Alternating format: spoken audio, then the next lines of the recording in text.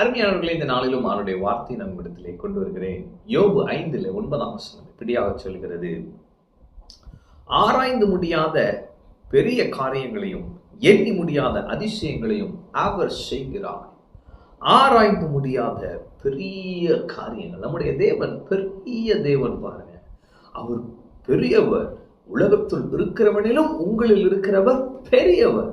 உலகத்தை படைத்து ஆளுகை செய்கிற கர்த்தருடைய பிள்ளைகள் நாம்.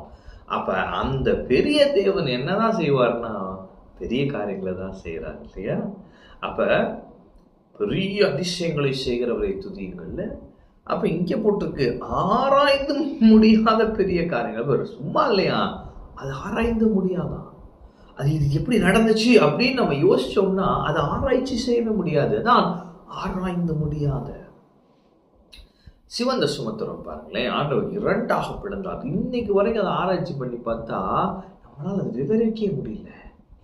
இன்னைக்கு நான் சொல்றேன், உங்க வாழ்க்கையில் ஆண்டவர் அப்படிப்பட்ட ஆராய்ந்து முடியாத பெரிய காரியங்களை இன்று உங்கள் வாழ்க்கையிலே செய்வார்.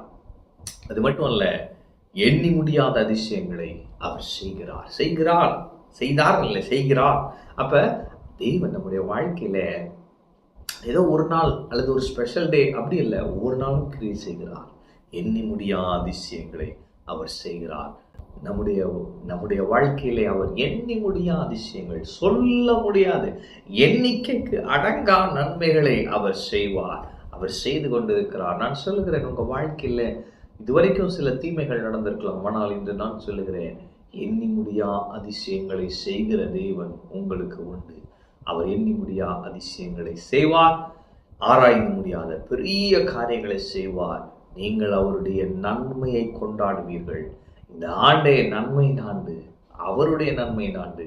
எனவே அவர் உங்கள் வாழ்க்கையிலே பல நல்ல காரியங்கள், பல பெரிய காரியங்கள் அவர் செய்ய ஆவலாயிருக்கிறார்.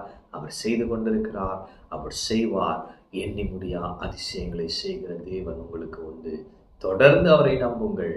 தொடர்ந்து அவரிடத்தில் இருந்த அற்புதங்களையும் அதிசயங்களையும் பெற்று அவருடைய அன்பை அனுபவித்து மகிழுங்கள். ஆமென். கர்த்தர் உங்களோடு இருக்கிறார். கர்த்தர் உங்களை ஆசீர்வதிப்பார்.